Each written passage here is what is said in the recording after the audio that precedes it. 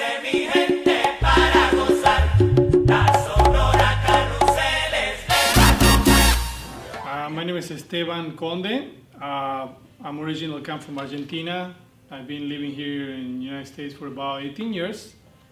And I come from a very small town. I'm the only dancer in my family, so nobody else dances. Professionally, just me. And this is my hobby, my life. This is what I do for a living. This is what I enjoy doing, which is dancing and teaching people how to dance. What inspired me to become a dancer? Well, first was it never occurred in my mind that I was going to be dancing for a living. It never occurred in my mind that this is what I was going to do for a hobby, that this was what I was going to love so much doing. So what happened, I came to the United States when I was 18 years old. I didn't speak English. I didn't know anybody. So basically the one way that I felt connected was this place where a couple of friends, people that I met took me. It's a salsa club, so I saw how people connected. I saw how people were friendly with each other, and I found that something that, at that moment was something that I really needed. So that's what originally got me into dancing, then into the salsa club. But then to get into really dancing, I went one time to this salsa club and I saw this amazing couple just social dancing and having fun, and then it's something that inspired me, and then that guy turned out to be later on my dance instructor. My most challenging routine, dancing, choreographing, performing, I believe it was in 2009. I was called to go to do a TV show in Miami called Sábado Gigante, and it's one of the most famous TV shows at the time. But anyways, everybody in the Latin community knows about this. So they got in touch with me because they saw a couple of clips of me dancing online. So they flew me to Miami, and then basically it was to choreograph. I had to choreograph a Argentine tango routine, and I had to learn a Russian dance, and I had to do a group dance that was choreographed by somebody else. But the tango routine I choreographed, then I had to learn. So that happened over the period of 3 days that I had to do that. So we were at the studio that they got for us for about like 10, 12 hours a day. So we were just non-stop practicing and going. So that I remember. And then we competed on live TV, and that went awesome. I had a great time. I took second place. My dance partner got first place in that competition, and it was one of the best memories I have.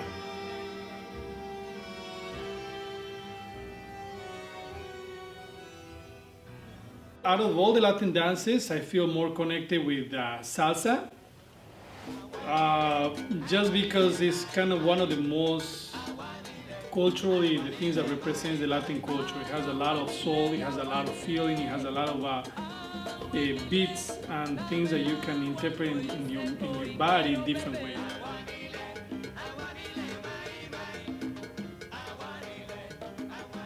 When I was living in Utah, because that's where I live, that's where I did learn how to dance originally in Salt Lake City, Utah, there was a group of guys.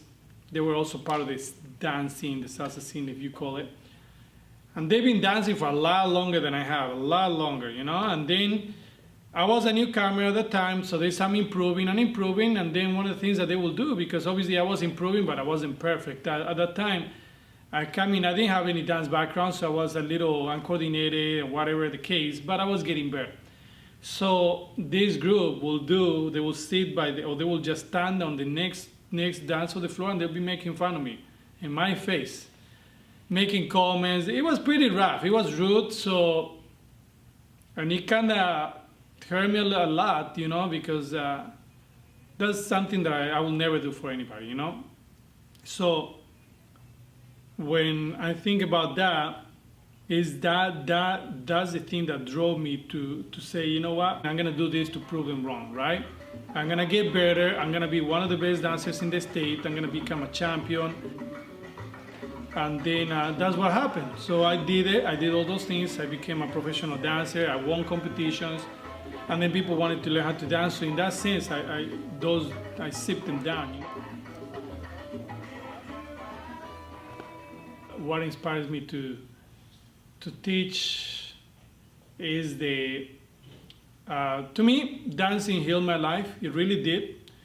When I really got seriously into dancing, I was a troublemaker. I was into a lot of things that as a young kid, you can either go the right way or the wrong way. So I was in that line. And then I found dancing, and that is the thing that steered me into a way that helped me understand that dancing is something that it healed me. It provided me a way to meet all amazing people. I met most of the people that are in my life are right now through dancing, and then it's something that fills me up in my heart. It makes me happy. It makes me joyful. And because it helped me connect with other people, that's the thing that I do today. I just bring people together.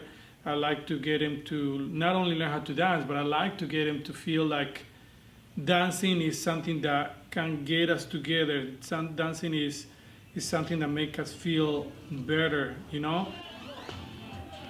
I think the best part of being the instructor is to continue doing and reaching out to people, and then seeing the change that dancing has made on their life. I got other people that came with trauma because they just came from war and saw a lot of people get killed and everything, and then they told me that taking the class with me has changed their heel, and then bring the good into them and get the bad out of them, So a lot of my students met through my class, and they got married. So it's just, to me, the satisfaction is not just is watching them learn how to dance, but also watching them learn how to improve their lives, the same way that it did for me. So, the name of our business is called Salsa. We really work and emphasize on beginners. So our classes are designed to really study the people to learn how to move their feet, how to listen to the music, how to lead and follow. One of the things that we emphasize on our classes are making everybody feel welcome. So you want to have fun, you can come over here. You want to meet people, you can come over here. Everybody leaves their attitudes at the door. Everybody leaves work, and everybody becomes one group over here, I'll say people that want to come and try the classes, just come in, join in, see how it is, try the first class, and you see what I'm talking about,